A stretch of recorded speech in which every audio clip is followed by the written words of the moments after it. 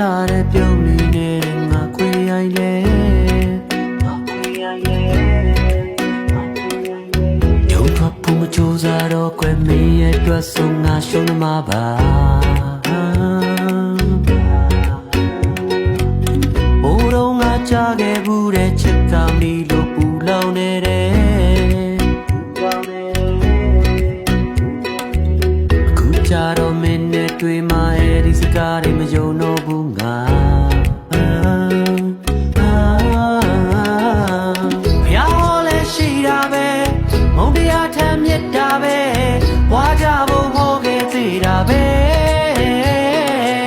ဘာကြောင့်မို့ငါကိုကွယ်မင်းလေးခုမုန်းခြင်းလဲမဆောင်ကြည့်တော့မထိုးနဲ့ကြောက်ပါတယ်ကဲဆိုရင်